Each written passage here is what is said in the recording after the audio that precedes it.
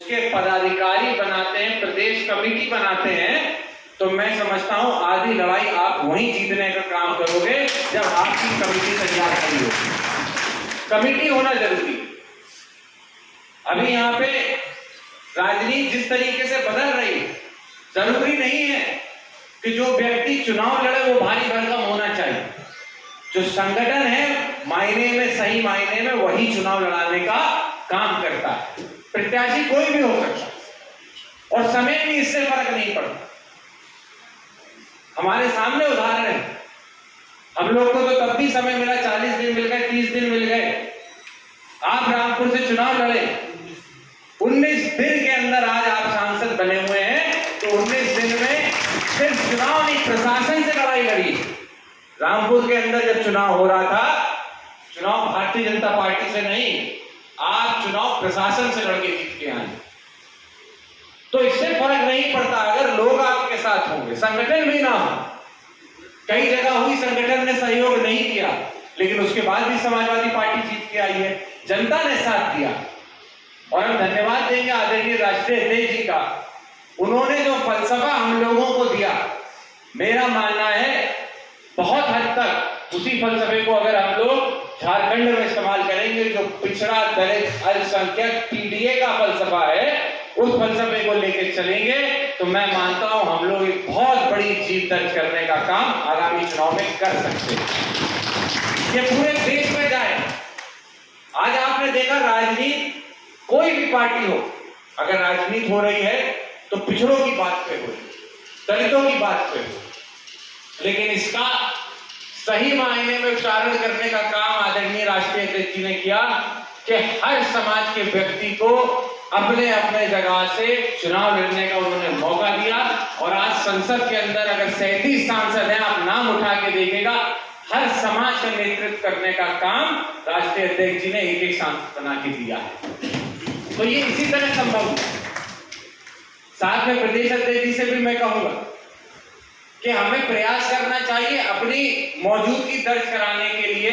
सबसे जरूरी है आवाज उठाना, सरकार के खिलाफ, प्रशासन शासन के खिलाफ समय समय पे डीएम एसएसपी के यहाँ जाके ज्ञापन देना। अगर व्यापारियों की समस्या है तो व्यापारियों को एकजुट करके ज्ञापन देने का काम करें, प्रदर्शन करने का काम करें, तभी हम, मुझे लगता है, दिखाई देंगे। साथ में मैं ये भी कहूंगा, इस देश की आबादी मातृशक्ति, अब मातृशक्ति को भी हम कम ना समझें, उनका भी योगदान जितना ज्यादा हो सके हम लोग में, क्योंकि आने वाले समय में आप देख लीजिएगा, मातृशक्ति ही है जो आने वाले समय में चुनाव को पलटने का जज्बा रखेगी, हिम्मत रखेगी। तो हम लोगों को कोशिश करनी है कि जितना ज्यादा लोगों तक, जनता तक पहुंच सके, पार्टी की विचारधारा को पहुंचाने का काम करें। झारखंड में अभी हम पैर फैला रहे हैं, लेकिन उत्तर प्रदेश में कई समय से इसका स्थापित। तो उत्तर प्रदेश में किस तरीके से समाजवादी पार्टी ने काम किया, श्रद्धेय नेताजी की क्या विचारधारा थी, किस तरीके से समाज के पिछले पायदान से लड़ते लड़ते वो अपने लोगों को, समाज के वो लोग जो पिछड़ गए थे उनको आगे ले जाने का उन्होंने काम किया। ये सारी बातें जब हम जनता के बीच जाके करेंगे, मुझे विश्वास है कि हम लोग जनता का मन जीतने का काम कर सकेंगे। इसीलिए मैं कह रहा हूं, और हमें एकजुट होकर काम करना है। प्रयास ये करना है, हमारा लक्ष्य एक होना चाहिए। इससे फर्क नहीं पड़ेगा कौन जीतेगा या कौन हारेगा, फर्क इससे पड़ेगा कि जब आपकी विधानसभा में या आपकी लोकसभा में, आपके इस प्रदेश से, आपकी तरफ से समाजवादी पार्टी का कोई नेतृत्व करेगा, तो उस समय आपका भी सीना चौड़ा होगा, आपको भी उस फक्र का, उसका एहसास होगा। तो इसीलिए अभी जो भी ये शुरुआत है, अभी बहुत आगे हम लोगों को लड़ाई लड़नी है।